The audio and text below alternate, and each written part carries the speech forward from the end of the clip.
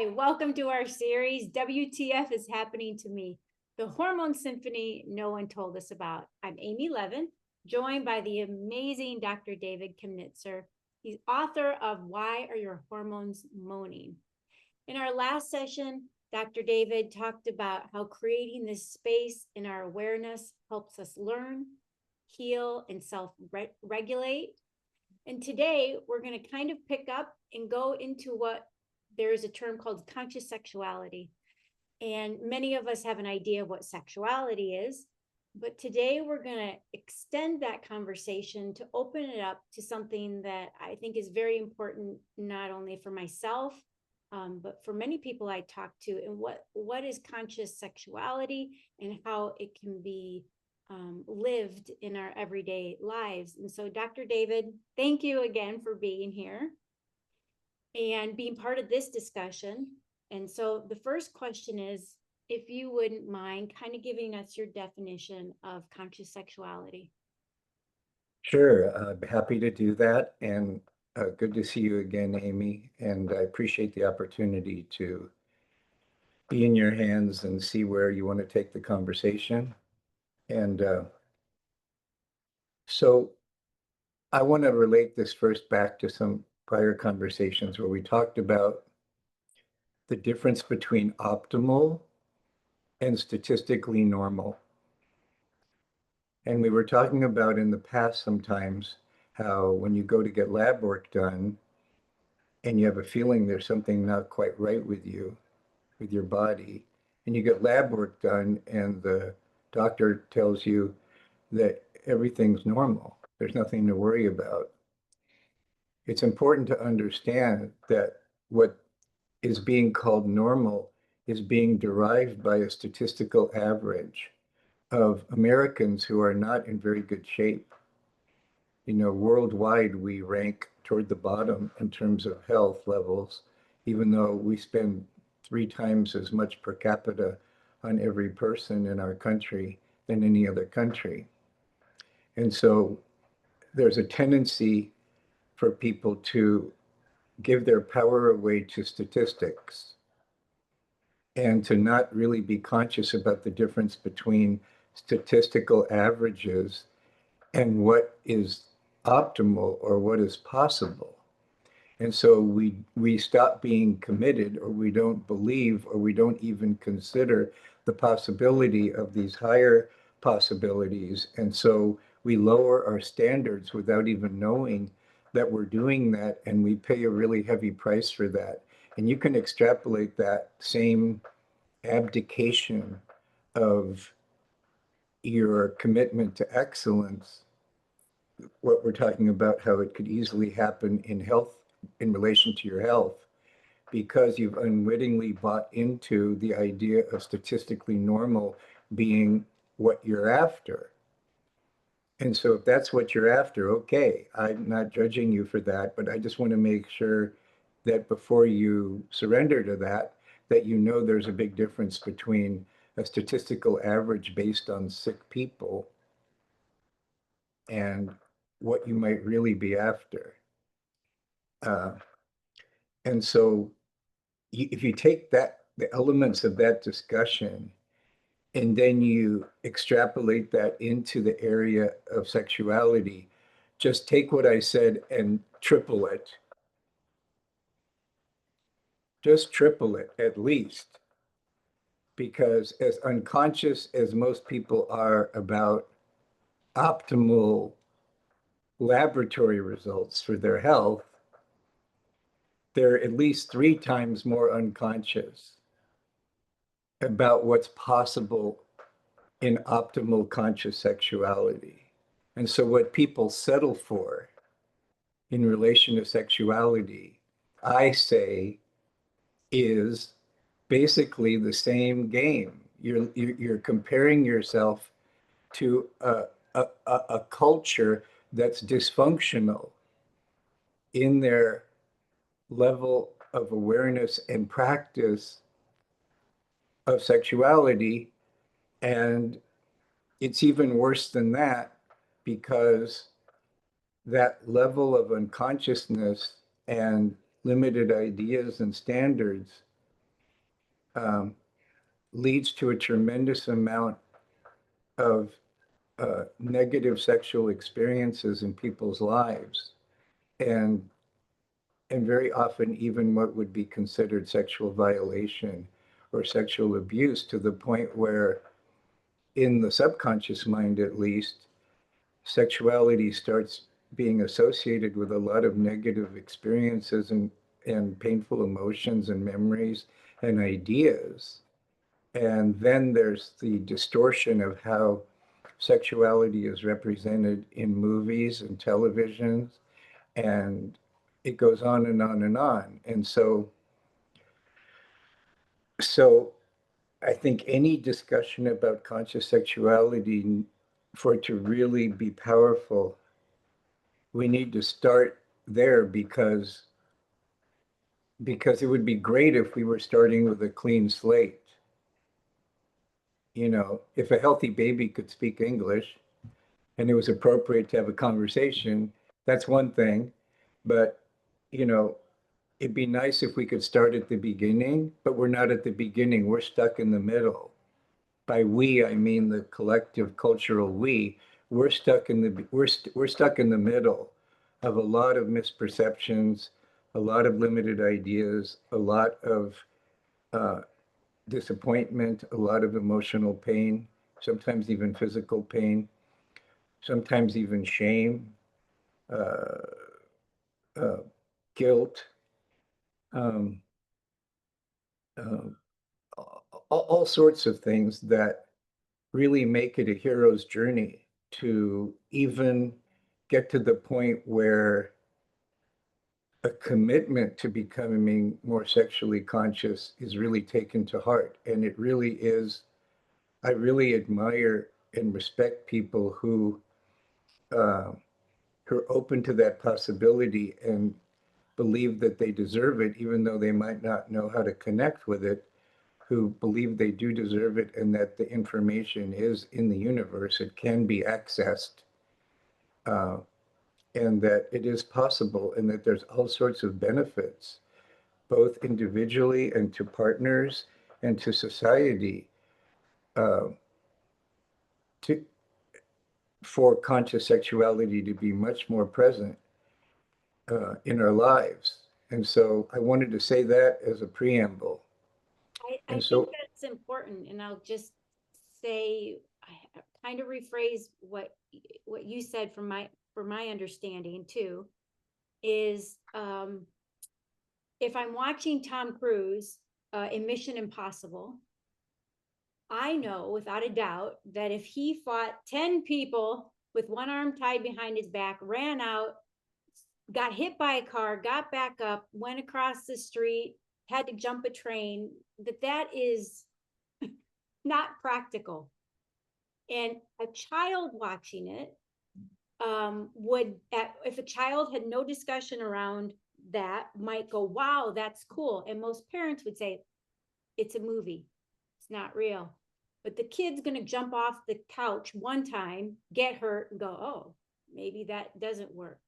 But we don't have those type of discussions around sex and the language, typically. Not, maybe some families do, but what even kids see on TV, in a movie, even as they grow older. And so all of it is implanted in the subconscious, as you're saying, that it's not conscious whatsoever. These kind of beliefs that we're taking on, we kind of learn quickly that the Mission Impossible is a great movie, not practical. But all these things with sex, the shame or the excitement or the wham bam, isn't usually discussed to even brought up to the surface. Is that kind of what you're saying? So we're already operating on a field that is unconscious.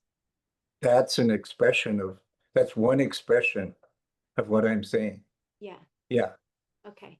yeah. But it's a bigger than that Yeah. too. Yes. Okay. So, um, so by conscious sexuality, but so by conscious, I mean a commitment to awareness of what's occurring for you, your environment, your thoughts, your motivations, your energy level, your emotions, your sensations, your desires, your purposes, your values, your preferences, uh, and an appreciation for the world of your partner. And of course, it goes without saying a commitment to both partners freely choosing to participate with each other. And unfortunately, that, I mean, in an ideal world, that would go without saying. But in the world we live in, you can't take that for granted. And I would say that without that, there's no possibility of conscious sexuality. And so that tells you a lot right there. And then uh, there are very few role models for conscious sexuality. So that's an issue, because if you haven't been exposed to excellence in a certain area of life, you don't know it's possible. I mean, there might be something deep inside of you that you can't quite get a hold of that's wanting something more, but in terms of being able to get a hold of that and believe that it's possible, if you've just been around people that have a lot of unresolved sexual trauma and a lot of limited ideas about sexuality, and you've never been exposed to what uh, conscious sexuality is or can be, it's less likely that you'll desire it. Or if you do desire it, that you'll admit that you desire it, or you'll have the faith to pursue it. So the lack of role models, and of course, the conditioning runs very deep. There's lots of very fixed ideas about what is okay and what is verboten with regard to sexuality. There's a lot of confusion about the difference between being in a male body and being in a female body, as opposed to understanding feminine energy and masculine energy, and the realization that anything that exists in a manifest dimensional world could only exist out of that play of divine masculine and feminine energies, the yin and the yang. Everything, everything you can, that has a beginning and a middle and an end, anything you can measure, anything you can weigh, anything that has structure, anything that has color, anything that has shape, everything, your alphabet, everything is a play, day and night, spring and fall, summer and winter, sound and silence, intending and allowing. Everything is a play of feminine energy and masculine energy. And the more that's honored and appreciated, and understanding that it's meant to be a synergy, not one dominating the other, not one being good, not one being bad. And to understand that whether you're in a male body or a female body, you are some kind of a blend. You're some kind of a recipe of masculine and feminine energies, and it's not the same for everybody. You know, most men will have more masculine energy than feminine energy most of the time. But even in a man, there's going to be times where feminine energy is going to dominate. And some men actually do have more feminine energy than masculine energy, and vice versa. And so it's challenging enough given all the unconsciousness and limited ideas around it. And then if you add on to that all the challenges we have at a physical level of being hormonally optimal to be at our best sexually, now you really have a problem.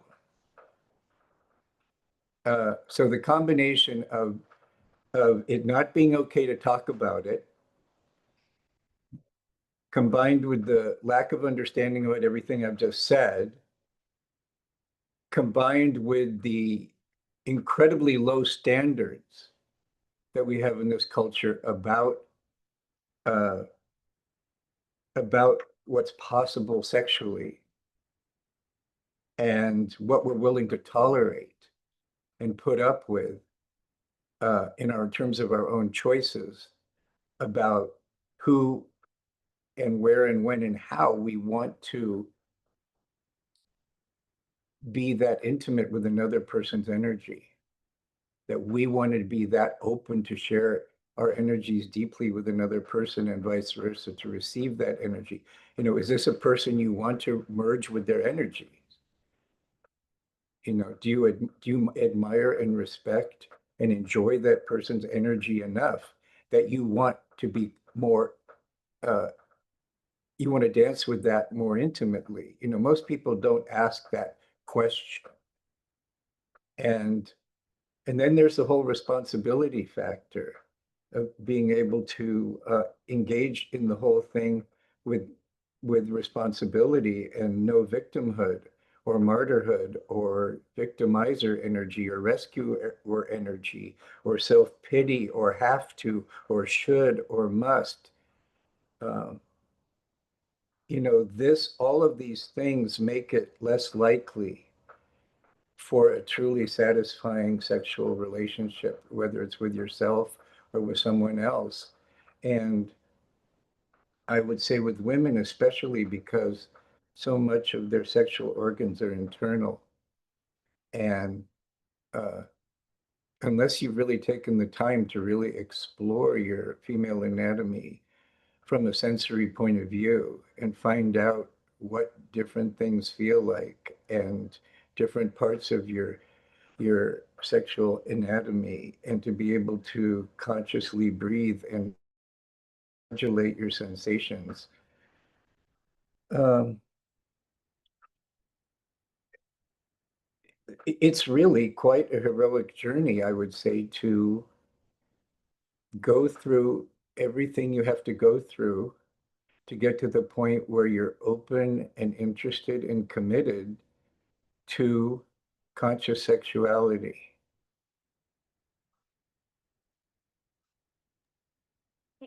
You, um, And we haven't even talked about yeah, you haven't even talked about the potential benefits beyond, I mean, I've hinted at the benefit of increased communication between partners or for yourself.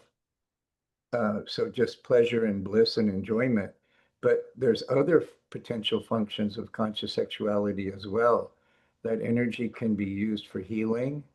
That energy can be used for self-awareness and increased self-realization and spiritual discovery. Can also be used kind of like a booster rocket for conscious manifestation, especially if both partners are agreeing to intend on the same manifestation at the same time. Um, and and also the whole orientation um, toward toward toward performance,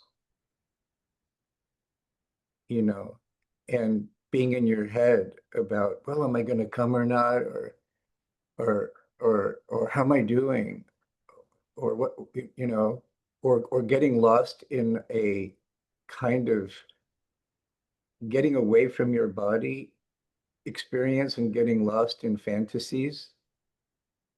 Um, all these things can keep you from really being in the present moment, not making, avoiding eye contact, not breathing consciously or coordinating your movements, uh, not being able to modulate your your excitement level through modulating your breathing pattern and how fast and how much you're moving. Different positions, different physical positions run energy in different ways. None are better or worse. Uh, so there's so many factors involved in the proper set and setting multidimensionally for something as um, precious as conscious sexuality in order for it to really blossom. because you're really playing with fire.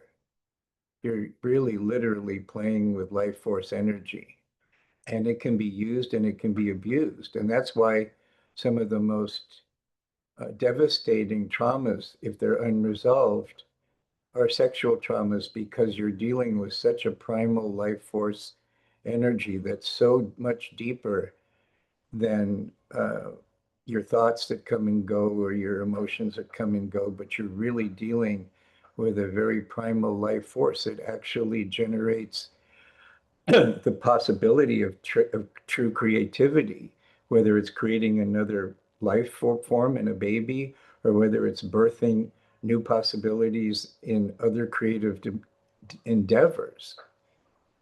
And so, as you can see just from this uh, few minutes that we've been talking, you can see how different the picture I'm painting as a possibility is from the default picture of sexuality in our culture and what most people are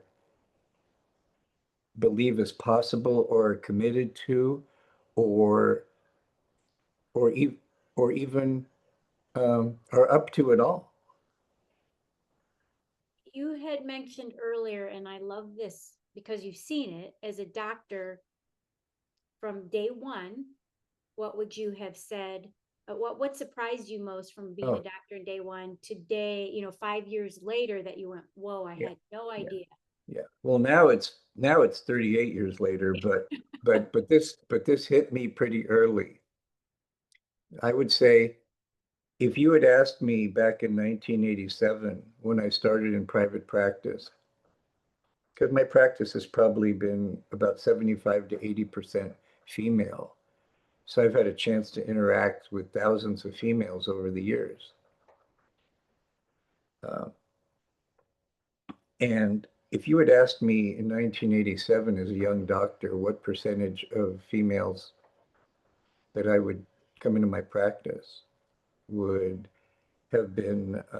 would have been experienced at least one significant episode of sexual violation, abuse, or trauma, I would have ballparked it as maybe 1 in 5, 1 in 6. But it became clear to me pretty soon that we're probably looking much more like 40%, you know, conservatively. And I believe, I can't prove it because we don't have a frame of reference to prove it, but I would bet on it that we have no idea as a culture the price that men are paying, women are paying, and society in general, culture in general, the whole cultural level of well-being, the price that we pay for, shall we say, 40% of the female population having experienced mostly unresolved sexual traumas, at least one, many people, multiple. In fact, if you have an unresolved sexual trauma, you'll tend to attract more sexual trauma.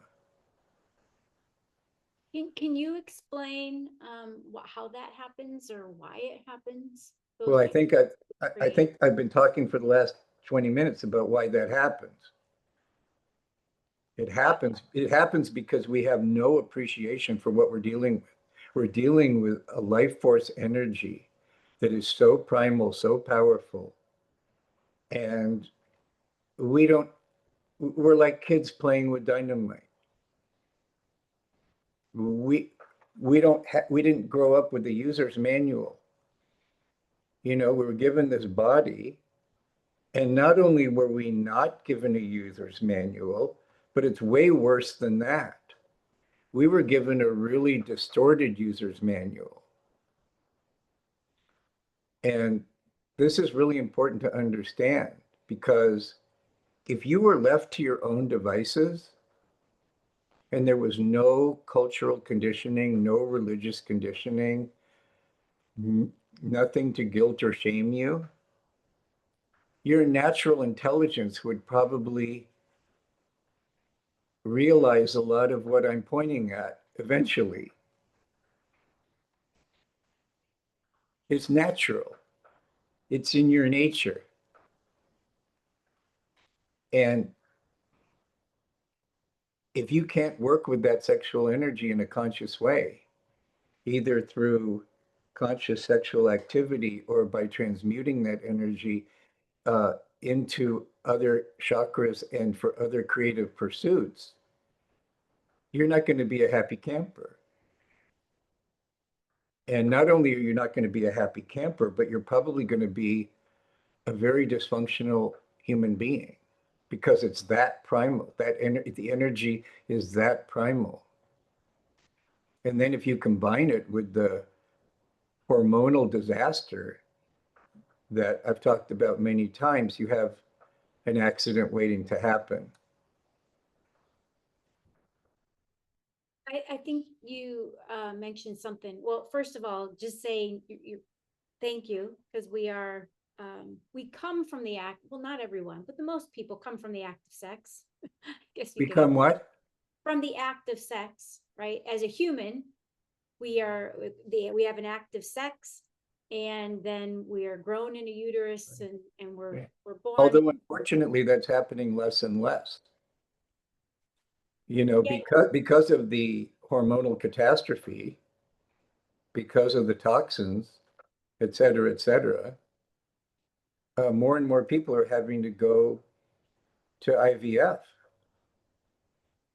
you know, and so even that sacred act is that's part of our divine rights is being almost raped. We're being raped even at that level, right? yeah, It's like babies don't have the opportunity a lot of times anymore to even come through the woman's vagina because the doctor has a golf date they don't want to miss. It's not convenient for the hospital schedule, so they cut you open and you have a C-section. And so the baby doesn't have a chance to go through the vaginal canal and get all the immune benefits of that combined with the establishment of proper cranial rhythm. And now the woman has a scar in her belly for the rest of her life that affects her energy flow through her meridians. Besides that, it's great. So what I'm saying is this is a big deal. It's bigger than people think. It's really bigger than people think. There's an assault on your biological inheritance.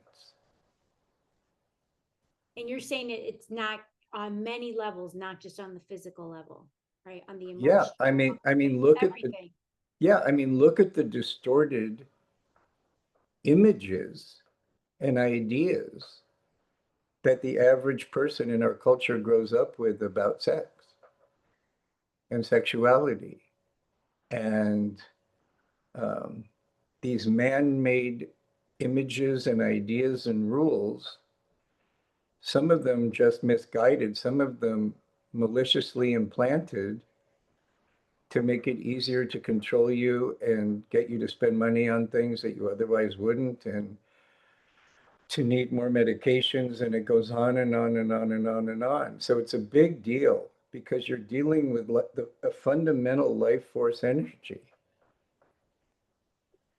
Where does um I have been to, obviously my OBGYN for many years. Recently asked my hormone doctor, who's also OBGYN, like, how often do you have sexual discussions? And she said, unless somebody asks a question, they don't. Or it's to teach about STDs or how to get pregnant or what to do after pregnancy. So we know the Western medicine isn't where the answers are at. Where does, if somebody starts to become curious, where do you even go other than, I guess, right now, Google? Well, give me an example. Um, Make up an avatar. okay, that's a good idea.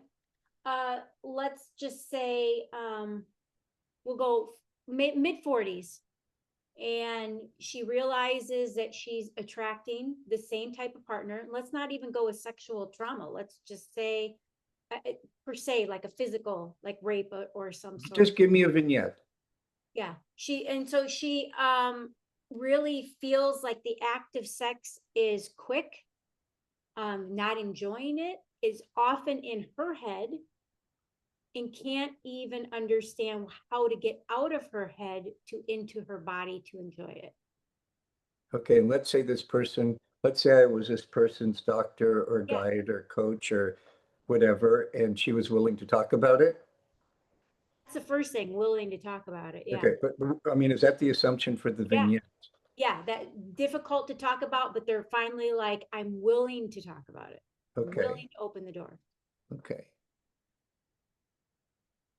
Okay, well, I would probably, if I had the feeling the person was willing to talk about it, I might start out by saying, is there something you're wanting sexually, or do you have a major concern or care about your sexuality now? Okay. That would be, so Oh, they would, but yeah. I want you to play the other Oh, person. play the other part. Okay. Yeah. Ask me. So is there, Is there um, is there something in particular you're wanting sexually, and or is there a particular care or concern you're having about sexuality or your sexuality now? okay, I'll play that part. Feel like the act feels fairly empty and one-sided. Tell me about the one-sidedness. Um, if I'm with a partner, I I feel like we get there, and yes, maybe sometimes I can have an orgasm, sometimes I can't. Um, but it's very easy for him, and so it's more about making somebody else happy. And I don't know where that comes from. So I'm going to keep staying in character here. Perfect. Yeah, me too. So am I hearing you right that it sounds like this is very goal oriented, like orgasm is the touchdown? Hit it on the nose. Because that's all I know from what my upbringing has been, and from what I've seen on TV. There's an explosion at the end, but there's nothing really Okay, before, and okay, maybe some tears after. okay. All right. And then he falls asleep, He falls asleep. right? Yeah, yeah, yeah. But you hit the nose. It is a goal, because Okay, the goal so does feel good. yeah, I got it. I got it. So the next place I would go with you. So I'm getting out of the role now and I'm talking now. Yeah.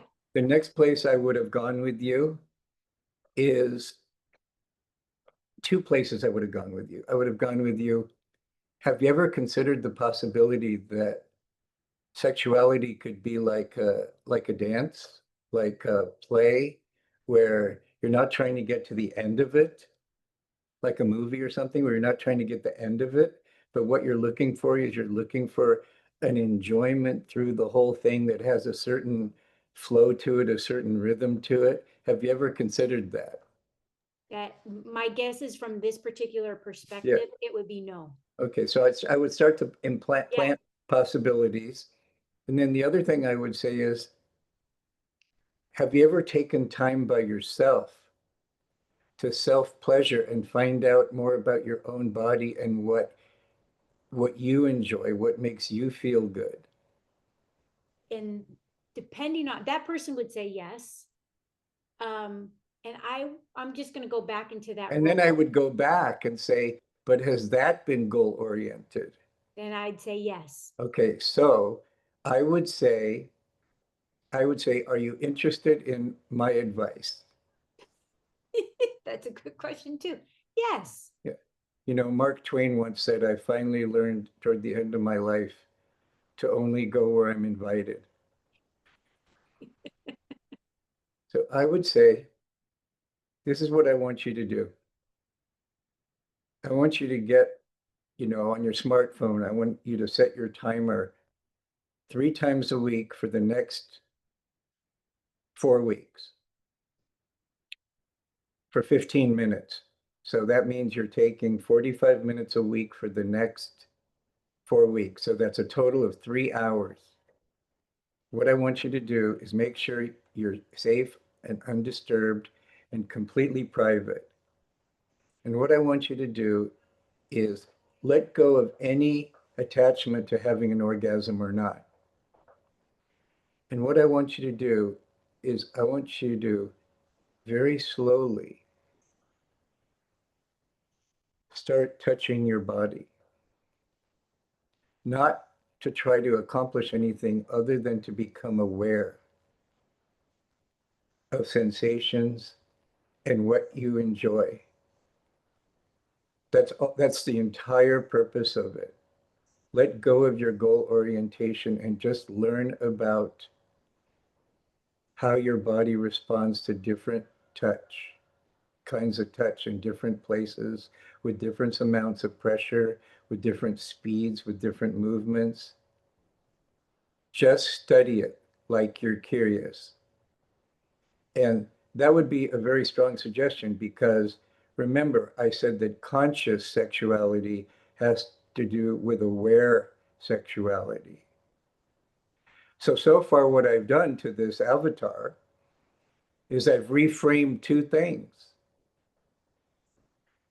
right? We've reframed the whole purpose of sexuality from the touchdown to enjoyment and pleasure. And then we're sort of sneakily reframing the possibility that she can become more aware of what's pleasurable for her. That's probably how I would start Yeah. with that person. How, How does that seem to you? oh no, very practical and easy. And the fact that you said goal oriented, especially because I know that's pretty much how I was raised, to be goal oriented. I think many people here are. Um, I would be, and you talked about the pleasure aspect. Have you ever then talked to somebody, maybe you gave that advice, which is amazing advice, and they said, just being in that space, I noticed my thoughts saying, I need to do XYZ. I need to get to my goal. I don't feel comfortable doing it. Yeah, And I would say just notice those thoughts. yeah, Don't fight them, don't indulge them. Just notice them and let them be there. And then when you notice you got caught up in your thoughts, just notice it and bring your attention back to your body sensations. Because that's going to happen hundreds of times. So you might as well enjoy it. You know, you're going to get caught up in your head and you're going to get caught up in your head and not know that that's happening. Then you're going to recognize that you're caught up in your head. And then once you recognize it, then you have a chance of you can do a lot of things that won't work. You can try to push it away, you can indulge it, you can try to rationalize it, you can deny it, or you can just allow it to be there and compassionately go, oh, yeah, I got caught up again. I'm glad I recognized it. Now I'm coming back to my body sensations. You're practicing. That's why they call it practice, because you're practicing. It's a, it, I don't mean this in a crass way, but I think you'll get my drift. In many ways, conscious sexuality is kind of a performance art. In the same way that dance is a performance art. You have to become skillful and knowledgeable about your body in ways that most people are not. And so in that sense, it's a performance art. And you have to have a certain amount of energy and stamina and awareness and commitment to being present and improving your skills. And so part of that is learning how to be in present time more often. And the way you learn that is by committed to being in present time. And then when you notice you're not in present time, you be compassionately, firmly with yourself, and then come back to present time consciousness. And you do it hundreds of times and thousands of times and thousands of times and thousands of times until it becomes a much more natural experience of how you are being. so you've talked about conscious sexuality is a profound opportunity for communication. And at first my mind went for the other, but you're now pointing to the profound communication with self, with this little Well, body. I would say At that first, anyway. I would say that without a certain level of communication with yourself, you're not even in the game to have any real communication with anyone else because nobody's home. You're just going through the motions. You're just pretending, but there's really no true presence. There's nobody really there. And so you're not even in the game. You can't even lose the game because you can't even get in the game of communicating with someone else if you're not present to a certain degree. And so noticing when you're not present is an inevitable consequence of being committed to being present. Part of being present is being present to discovering that you haven't been present. And if you don't know how to be with that discovery, you're going to go into judgment and you're going to feel worse than before you ever met me. Because now you're just going to have another thing to judge. You're going to have like another notch on your judgment belt, and now you're going to feel even worse. And so now you're going to want to stay away from sexuality in general because you associate it now with even more judgment. Besides that, it's great. But you can see how without a guide, you could see how it's tricky business. Yeah. Just like having a spiritual teacher. Yeah. You know, without having a good spiritual teacher, the spiritual path is very tricky business. And you know, and another thing is if you can get to a level of consciousness where you can attract a partner who shares that level of commitment and consciousness, that's huge. And then to and then if you're a female and you're heterosexual, to have it as one of your goals as you evolve in your sexual consciousness and skill level to attract a man who has that same commitment to the point where they're not asleep 5 minutes after the touchdown. You know, for a man who's able to conduct his life force energy in such a way where his enjoyment and his pleasure isn't totally dependent on the touchdown is a big deal. Who's committed to your pleasure also, because, like, for example, in my experience, I have no doubt that the most profoundly life-changing, earth-shattering, paradigm-shifting, blissful, ecstatic orgasm a woman can have are cervical orgasms. But a woman's not going to have a cervical orgasm if the man's stimulation of the woman is 3 minutes. It's just not going to happen. Combined, there has to be a profound level of safety.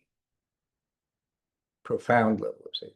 So to get to the point where you are conscious enough of your own sexuality and know that you deserve it, to the point where you're open to truly attracting a man who is at that level with his own sexual abilities and sexual art. It doesn't have to be his penis, but who has that sensitivity about your nature as a woman and who knows what's possible for you, who knows more than you do, maybe, about what's possible for you as a woman, and you feel safe enough to surrender to that guidance is amazing for both partners.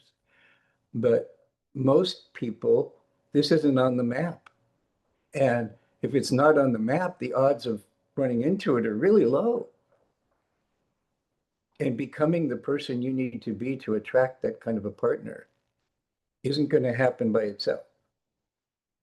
And so so if I were to punctuate what I'm saying in one sentence, is we are very adolescent and sophomoric and cavalier in thinking we know about sex.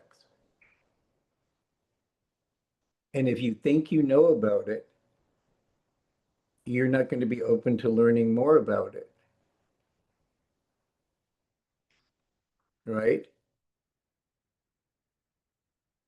There's you mentioned earlier in a conversation the two of us had that this is also a doorway, and you've been you know pointing to it, but I'd like to kind of get deeper into conscious sexuality is a pointer for us to that doorway for self-realization. Yes, because you can learn to take that energy, that incredible potential energy that's lying dormant in the pelvis at the base of the spine, and through conscious breathing and visualization and intention and modulating your breathing, you can learn to move that energy up through the different chakras.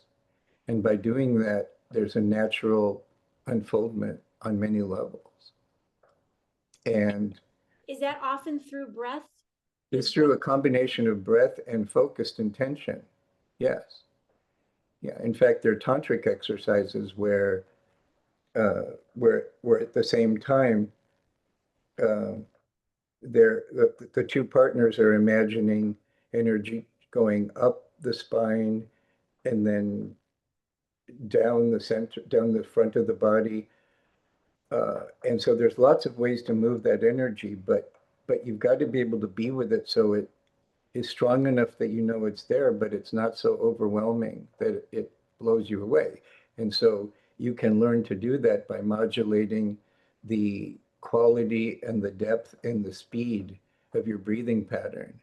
And whether you're breathing through your nose or your mouth or both, opening your throat, making sounds. There's lots of things you can do to experiment to find out what works for you, what works for your partner to move that energy. A lot of times, just grounding yourself will allow you to conduct more energy. You know, having your feet flat on something so that you're grounding your energy, so that that energy is circulating up through the chakras, but then all the way back down and then back up. Uh, Conscious movement of the pelvis, very subtle rocking movements, undulating movements, but very subtle, so that you're not being blown away by it. You're not going for the touchdown, but just subtle movements that just prime that subtle energy like a little pump and just move it. And then the breath is like the carrier wave. But there has to be love. It has to be heart-centered. It has to be caring. You have to deeply admire and respect yourself and or your partner. It can't just be a pelvic thing. What I'm talking about has to also include the other chakras and especially the heart. And a lot of people and a lot of women have trouble connecting the sexual energy and the heart energy. It's like they want a good man and they want a bad boy. And they can't quite put it together. And they feel guilty about that. But what's really happening is there's a split inside their own self where they haven't learned to connect the pelvic energy with the heart energy and the heart energy with the pelvic energy, you know. So they feel guilty and ashamed and unsatisfied. And then they get bitchy, you know, and it goes on and on. And then the man withdraws more and it just is ugly. And, you know, millions of women have seen that movie so many times. You know, why do you think 50 Shades of Grey was a bestseller, right? Because there is that primal energy that needs to be acknowledged somehow. But if it's not integrated with the whole being, it can destroy you. But if you deny it, it can destroy you. And if it's unintegrated, it can destroy you. It's like playing with fire.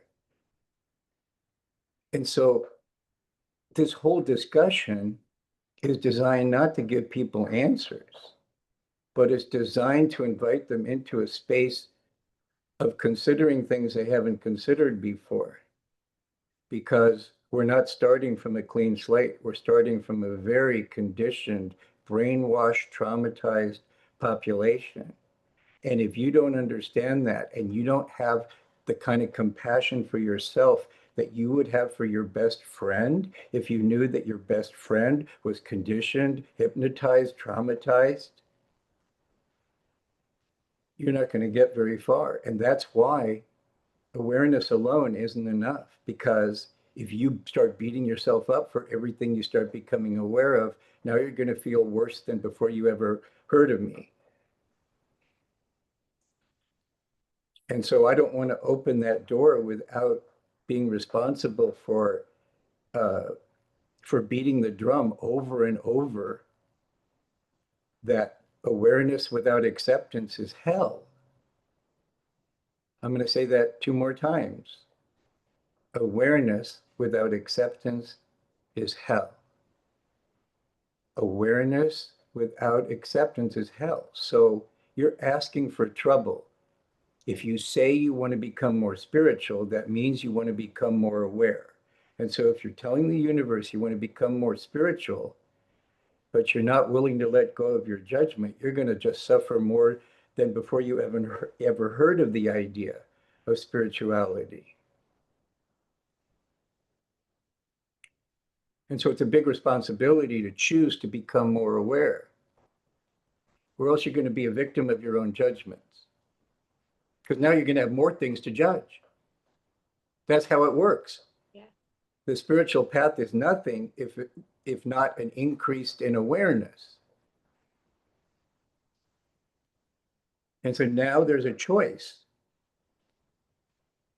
to relate to yourself compassionately with what you've become aware of, or to use it as a whipping, as a whip. There's a song called The Whipping Post. I can't remember. Yeah, It's a right, great song. right. And so we don't need to sing that anymore. But as a spiritual guide for people, I feel it is my responsibility, if I'm going to invite people into increasing levels of awareness, that I need to coach them into making it a priority and developing the skills they need to treat themselves the way they would treat their best friend, to become your best friend. And the odds that you would attract the kind of sexual activity and sexual partner that your heart truly desires without you first becoming your best friend is almost zero. How is I know I've been yakking a lot, but how is what I'm saying uh, hitting you? It's perfect. One, we already, the conditioning is very understandable. Certainly can see it everywhere. I mean, even with AI, I can ask AI a lot of questions about the world, about war, about death, about killing. If I ask it about masturbation, it'll say I violated its content. Well, that says it all. So That says it all. that lays a foundation that you've laid very well, that just that alone creates, something for us to be aware of. The next thing is, Right, but if you asked about any detail about guns, oh, I get it all. I get yeah, it all. yeah, Yeah. yeah. So that is it's pretty incredible. And yet not surprising. Not surprising. And what if I said, what if we went down the conspiratorial rabbit hole and said that that's not an accident? I have never thought about it. I've only thought about it from one lens, which was that it's that way because of they don't want to get in trouble with, sexual content or somebody taking it But wrong. think about it this way. If you were radiantly sexually alive and satisfied all the time, marriages would be better, mental health would be better, sales for antidepressants would be down, sales for tranquilizers would be down, and I could go on and on and on.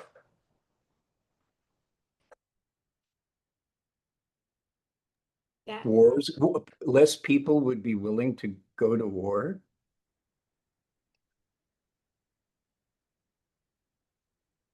This is powerful stuff. yeah. Yeah. And as you pointed out earlier, from that awareness and becoming less judgmental, if we put that there, then we do open up to not only It's the, not a matter of becoming less jet. It, it, but it, not it, letting it it, it, control us. it's you either are or you're not. In any one moment, you're either being judgmental or you're not. It's not like a dimmer switch. It's like an on-off switch. You can't be accepting and judgmental at the same moment. So it is like an on-off switch. It's a moment-to-moment choice and commitment. And the biggest commitment is to see when you are being judgmental, can you drop it? Are you really convinced that it's to your advantage always to drop it? That whatever you think you're going to get by being judgmental, to get to the point where you realize it will never work, that there's some other way you need to be to get what you want that you think being judgmental is going to get you. Maybe you need to be more discerning. Maybe you need to set better boundaries. Maybe you need to admit that something's not working. But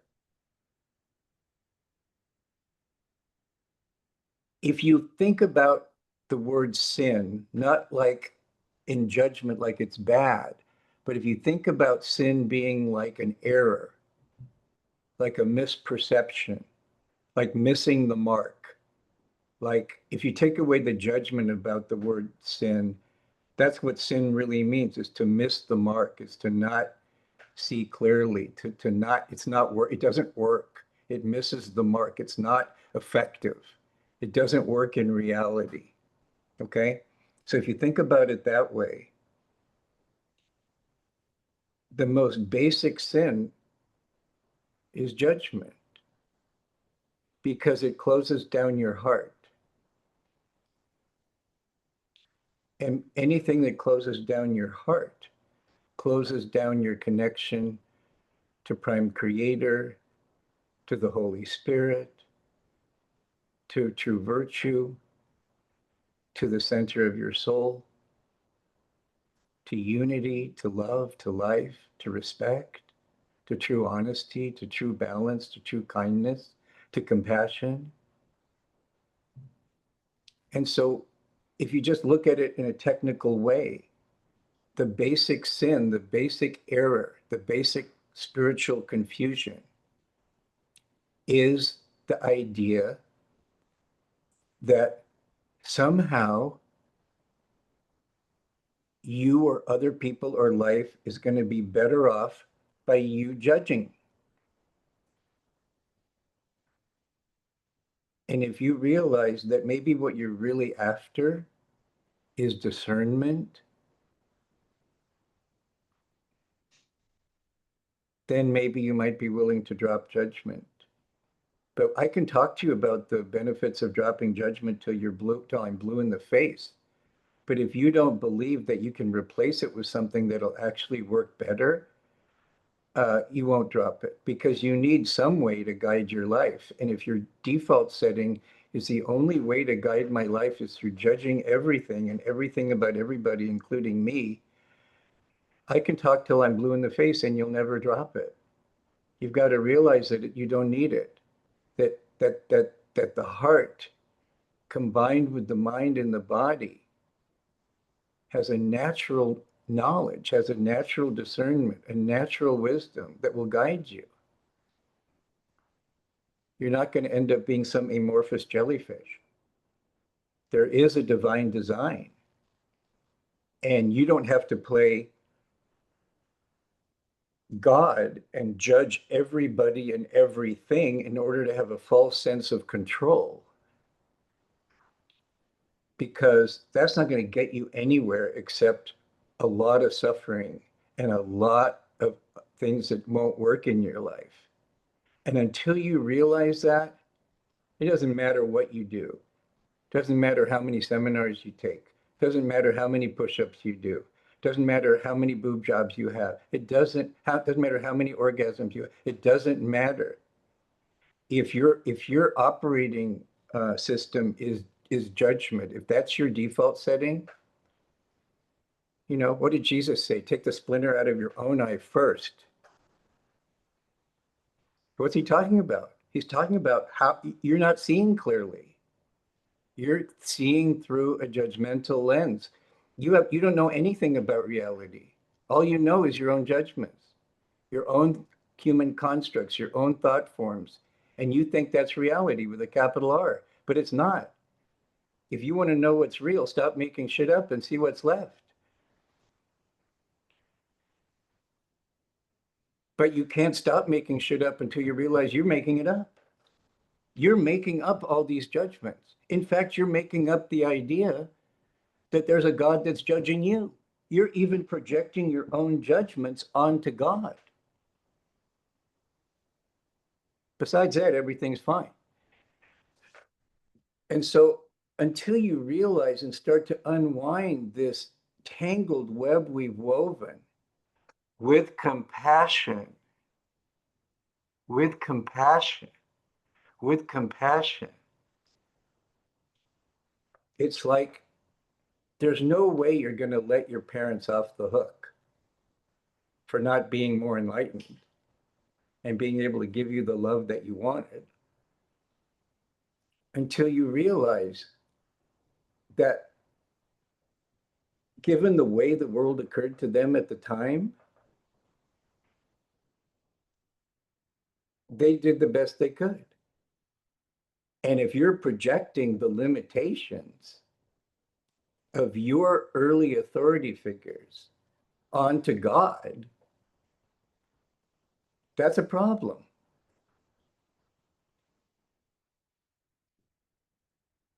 That's a problem. And that's why it's so important to do your shadow work. It's so important to do your inner child work. There's so many people that try to be spiritual without doing that, and it never works. It's just spiritual bypass. It's just bullshit. So there's a lot to it. There's a lot to becoming a real spiritual grown-up. It doesn't happen by itself. It's not like your physical body where you just go along and you get to be about 25 and you're an adult, grown-up physical body. That's not the way spirituality works. Your free will is involved, your desire, your commitment. There has to be a burning in your soul to want to know truth, and it doesn't happen to everybody in every incarnation.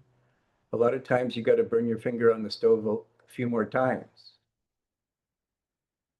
and it's important to respect that not everybody could be even your husband or wife. Not everybody is going to be interested in a given incarnation in spiritual things, conscious sexuality, and you can drive yourself crazy trying to force the other person to change.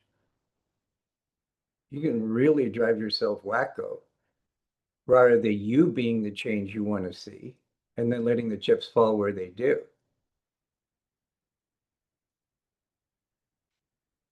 Where we are, what it appears to be anyway, as a society, it seems like if that somehow it was designed this way for all these, and I don't understand why it was designed this way, but I can't. The people, my parents, for example, who are wonderful people, but they'll say, we don't get how Amy thinks or acts. Would you like to know why it's designed that way? Yeah, that's what I'm Okay. asking, because it feels like it is by design Okay. on some level. Mhm. Yeah, I'll answer it on two levels, okay? So just breathe and take this in and see what resonates. Number one is most people are at a level of consciousness where if you were just to tell them all the true laws of God and all the true laws of creation and say, all you have to do is follow these and you'll have an amazing life, most people wouldn't do it. And so most people are at a level of consciousness where they have to learn through a combination of contrast experiences. Put your finger on the stove and it hurts, right? And so, since the prime directive is to grow, stay with me. If the prime directive is to grow, and you're at a level of consciousness where your way of growing requires a lot of contrast, you're going to attract a reality that has a lot of contrast in it. So that's my answer on one level. You can either learn by wisdom or you can learn by contrast. So uh, there's not a lot of people signing up for the wisdom track yet. Now, on another level, I'm going to answer your question. You, at your higher self level, chose those parents because of things you wanted to, because of things you wanted to learn and things that you wanted to give. And because given the life's work you wanted to do from the point of view of your higher self, you needed to walk a mile in the shoes of the people you wanted to serve so that you would have the compassion and the right to say to those people, I've been where you are, and I know it's possible to get out of this hellhole.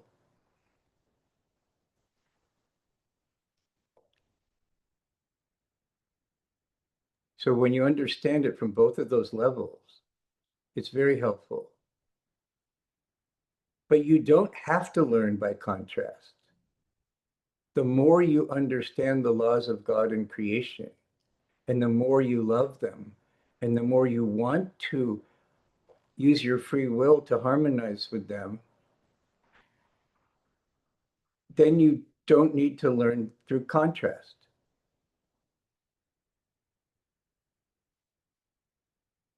But a soul needs to ripen to the point where it's experimented with all the other strategies to try to be happy and to try to be successful.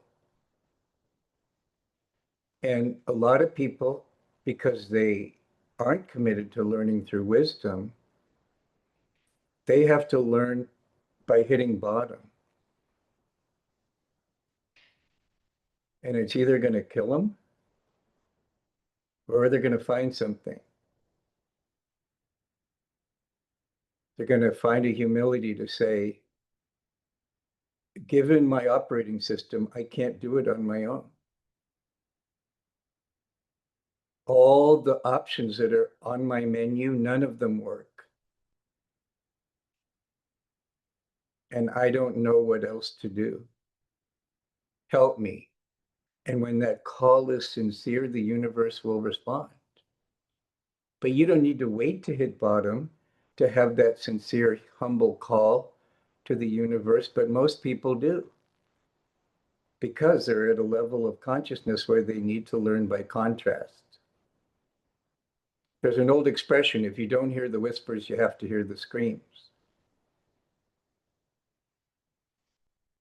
And because you have free will, you have the right to be in denial or avoidance or indulgence or rationalization or judgment as long as you want to.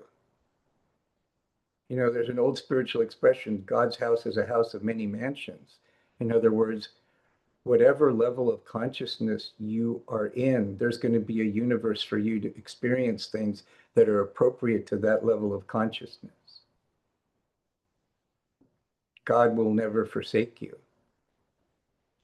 There'll always be a universe for you to experience in that's appropriate for the prime directive, which is for you to grow, to give you opportunities to grow. And if you have to have high contrast, you'll have a reality filled with high contrast. If you believe that you're a problem solver, you're going to need problems to solve. If you believe that you're a bad person, you're going to need to suffer and be punished. If you believe that sexuality is about the touchdown and relieving some pressure, then the universe goes, okay, whatever you say. If you believe it's not possible for you to have a direct relationship with Prime Creator goes, whatever you say. That will be your experience.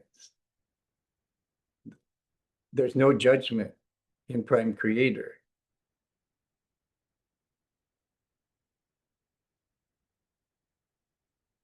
That resonates, and I appreciate you taking the time to share. Well, it seems like that was a sincere question Yeah, yeah, that was in your heart. yeah, yeah. I don't necessarily have tried to figure it out, but it's certainly a question. Like, well, if this is, it's got to be by design somehow, because I do have that trust. Yeah, but these But I are don't, things, these are but I don't things, have the answer. this is knowledge that you cannot figure out with your head. Yes, Yeah. because there's too many answers the head can come up with. Yeah, and also that's not where the answer is. Right, that's what I mean. Like, I'm it's saying too there's no confusing. cheese down that tunnel. Yeah, You could be the smartest IQ person in the world, but there's no cheese down that tunnel. There are certain things you can't figure out, like your purpose. You can't figure it out. People have come to me, God, for the last 30 years, I've tried to figure out my purpose. Well, have you considered stopping that? That's not where the answer is. It's not on that menu. yeah, It's not on the mind menu. There are a lot of things that are on the mind menu, but the realization of your purpose is not on that menu, no matter how sexy you are, no matter how rich you are, yeah. you know, no matter how many orgasms you, it's not on that menu. It's just, it's not going to happen. There's just no cheese down that tunnel. But if that's the only tunnel you know, you're not going to let go. Otherwise, you think you're going to die. Yeah. Same thing with judgment. If that's your only way to try to get some semblance of control in your life and to understand things and to have some kind of stable frame of reference, it's a total illusion. But if to you that's reality and you don't have any other options, you won't let it go, even if it's killing you. It's like if you go to a gas station and you have these blinders on and there's only regular fuel, but you're a Ferrari, your engine's going to knock. But you won't stop using regular unless you know there's premium. You got to take the regular pump out of the tank before you can put the premium in the tank. But if you're wearing blinders and the only pump is regular, it doesn't matter how much your engine's knocking, you won't take it out. If judgment's your only fuel, you won't take it out. Even if it's literally killing you, you won't take it out. That's what I find probably most interesting is that we will defend these beliefs till the end. Right, because what's the ego attempting to do? Stay It's alive. trying to survive what it thinks that you are and what it thinks life is. But the problem is it can't know that. The ego can't know what real life is, and the ego can't know who you really are. So all it can do is to try to survive the image of whatever it thinks that you are, or whatever it thinks how life works. And so if you've defaulted to the point where ego-based consciousness is where you're getting your bearings, you're going to get what I've been describing. And so conscious spirituality is just an aspect or a facet. Like if you think about a diamond, maybe we can close on this idea and then you can say whatever you want to say. Is if you think about life or real life or spirituality or truth or whatever, as a realization as a diamond, and you think about all these incredible different facets of the diamond,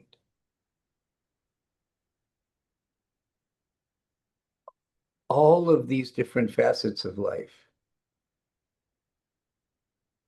all of the different chakra energies and what they represent, all of the different virtues. These are just different facets of one diamond. And the beauty of that is that if you dedicate yourself to mastering one of those facets, you master a lot about the whole, because the whole is in every facet. It's holographic. So if you really, really want to become a master of anything,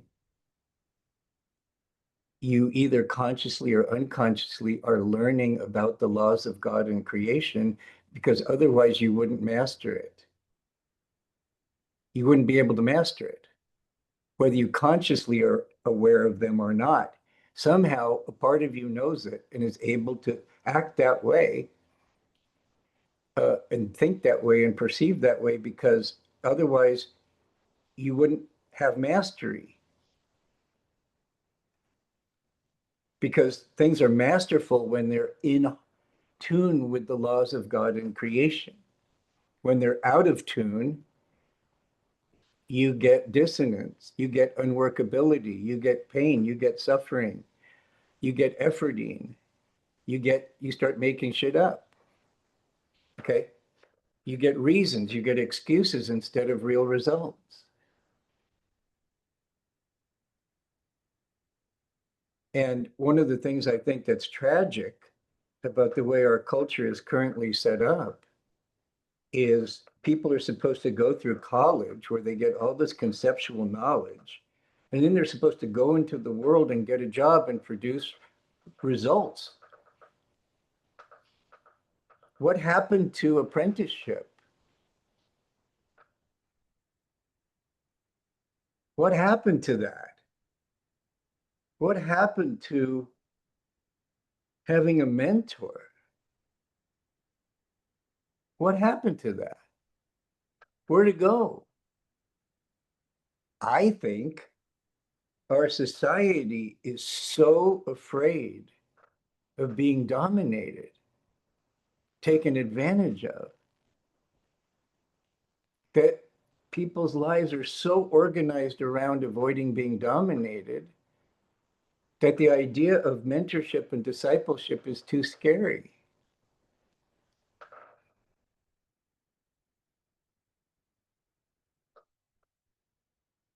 But historically, how did people master something? They didn't sit in a chair and read books, you know? Yeah. They actually practiced something and got it in their body, got it in their life experience, got to see lots of different things that could happen, and eventually discovered the principles, whether they knew it or not consciously, that allowed them to be effective in that thing. You know, the one area where that still holds true, where people don't even question it, that I see is with sports.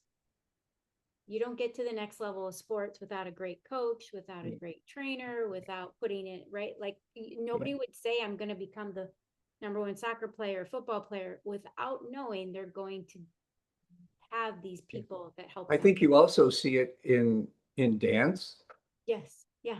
right? Yeah. Right. Um, Those seem to be acceptable. yeah, but there's a danger on even go to the other extreme too. Like one of the things we're seeing now is there's such an emphasis on quick results that people overtrain. And and because of the financial incentives involved,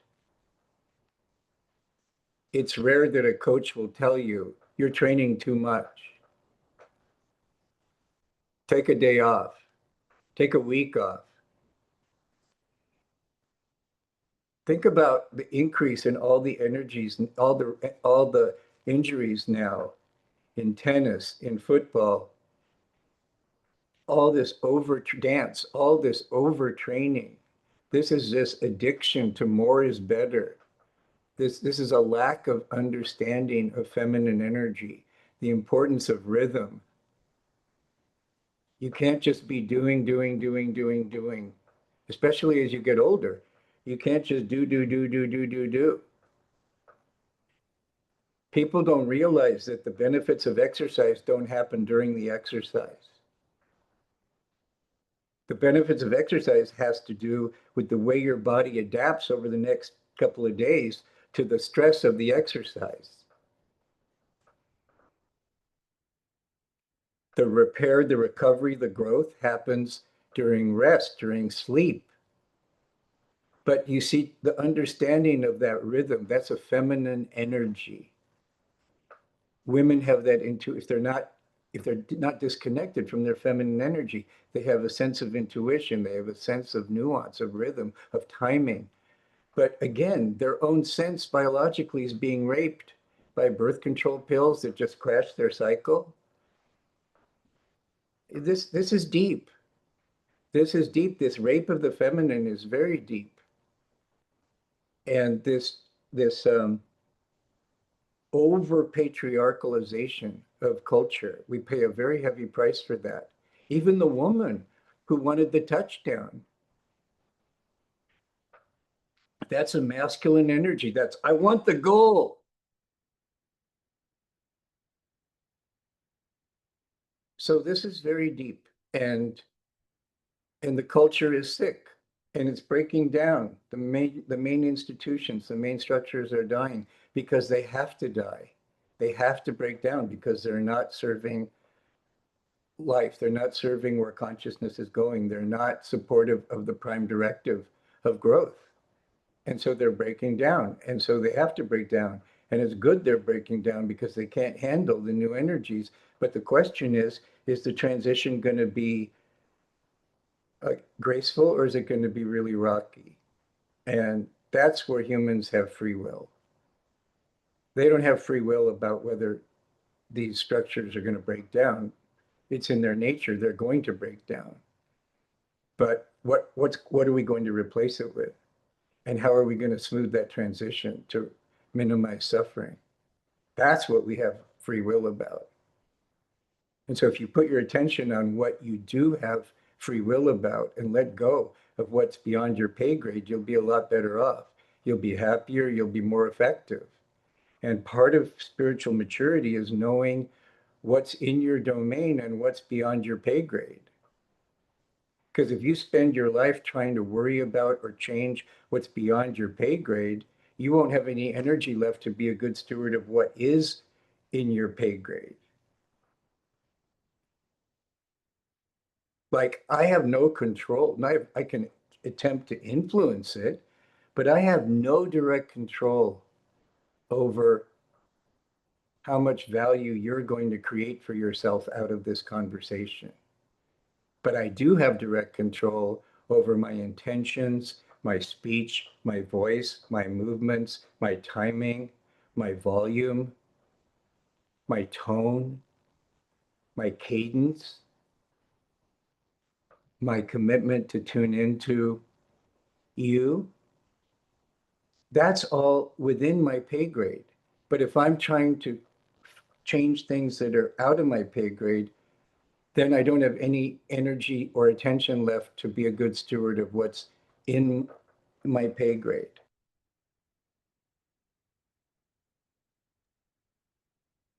That's perfect. Perfect, probably a perfect place to end, knowing where our where the pay grade, where it ends and where it begins, and all the things you just said at the very end of, being able to, you have some free will over your cadence of what you deliver, of showing up, of being with me here and now, ties back perfectly to the very beginning of that conscious sexuality, of learning just to even be with ourselves, very present, slowing down, knowing what we need, on this smaller level. And as we do that, being able to, And what we enjoy, yeah, what resonates with our joy. yeah, That's something many people are out of touch with.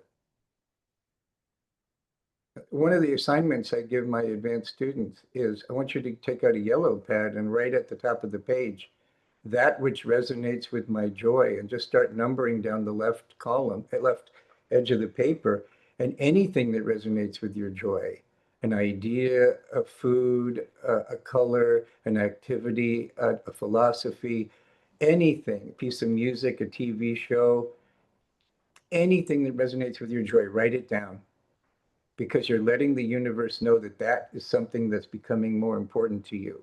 You want to become more tuned in to what resonates with your joy. You're telling the universe, that's important to me. and I love that you have stated many times that when we're saying that that is important to me because of the matrix and the reflection, we're basically shouting it out. Show me the mirror that's going to bring me more joy. It's not so much that it brings you joy. Well, those experiences. It's not so much that they bring you joy. It's they create a harmonic resonance that releases the joy in you. So do I have to enjoy making dinner? You don't have to enjoy anything. I'm just kidding. No, but it's important to realize that, because it's a trap. Yeah, If you think the thing is the source of the joy, then you right. become attached to the thing, Yeah, right? And that happens. yeah. What did the Buddha say? The cause of suffering is attachment, right? So I didn't ask what causes your joy. I said to my student, make a list of what resonates with your joy. Make a list of that which resonates with your joy. See, the new book I'm writing, it's Yeah. all about this. It's about getting away from the paradigm of this is causing this, and therefore I'm blaming this because this caused this. And understanding that that's not the way reality actually works, that it works through resonance. It works through harmonics and lack of harmonics. And that opens up a whole other way of being and perceiving that isn't on the menu of billiard ball reality, of this billiard ball caused this billiard ball to move, which caused this billiard ball. It's because my grandfather did this and that affected my father, and then that affected me. So I'm a victim of my past because A caused B caused C.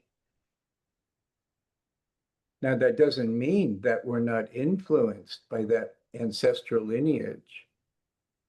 But if this caused this and caused this, now you're a victim of this and this.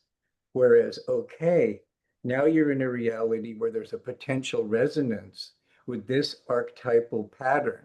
And if I don't wake up and see it, I'm going to become an extension of that ancestral pattern. But I could see it and begin to wake up and smell the coffee and take my power back. But that's not possible if A causes B causes C, and I'm C, and therefore I'm a victim of B, which is a victim of A. That's the logical conclusion of Newtonian physics. That's the logical conclusion of the worldview you and I were brought up in without our parents ever telling us that that's the worldview we're brought up in, because they were brought up in it and nobody said that's only one way to look at the world. And so life doesn't work for you, you don't say, well, maybe it's because of that way I'm looking at the world. You just make up shit about the world. Oh, I'm a victim. Oh, life is so tough. Oh, there's nothing I can do. I'm over the hill. Oh, I gotta change my father for me to be happy. Blah, blah, blah, blah, blah. We make shit up because we don't know how things really work. And we're trying to make sense of things so we can have some sense of agency, but we're using an ego-based logic system that doesn't know shit. It can tell you how to get from here to the nearest Pete's Coffee, but it can't know you. It can't know real life. And if you don't live that distinction, you're not going to master anything. You're going to get caught up in that. Well, I'm a victim of my past, and they're a victim of their past, and we're just winding down, and I'm just going to try to make the best of it and have a beer, you know. And that's what people do. They shrink their world when they can't confront things because there's been too many failures and too many disappointments. They shrink their world down until they're on the ground, and therefore nobody can push them down anymore. They can't fall down anymore. They're already down. Gee, they avoided being, it's going to say on their tombstone, avoided falling down, already on the ground. See, I have control now. Nobody can push me down. I'm avoiding the domination of being pushed down because I've shrunk myself down. I'm already on the ground. See, I won. I can't be dominated anymore. Nobody can push me down, but I'm already on the ground.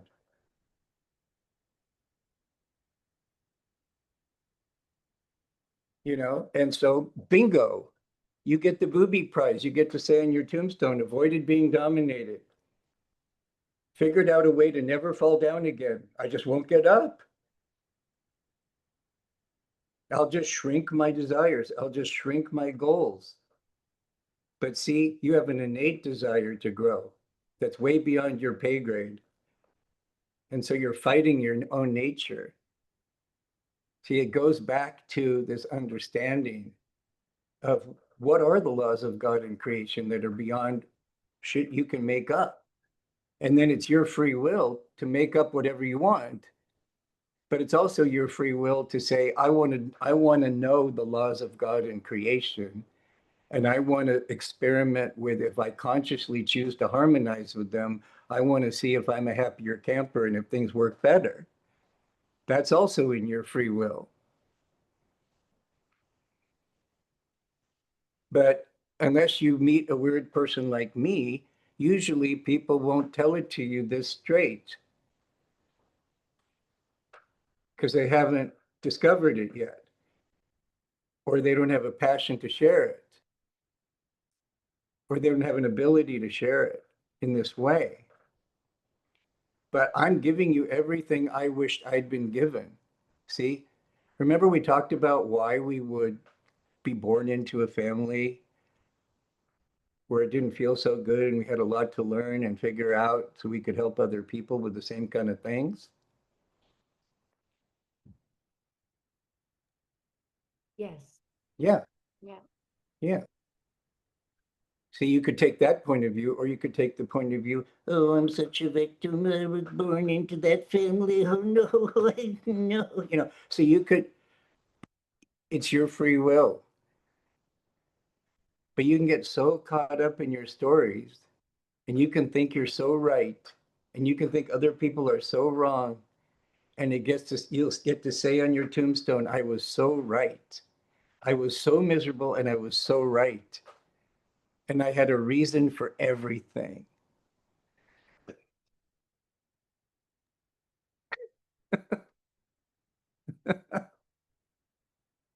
Thank you. Thank you. You're Thank you. you're welcome.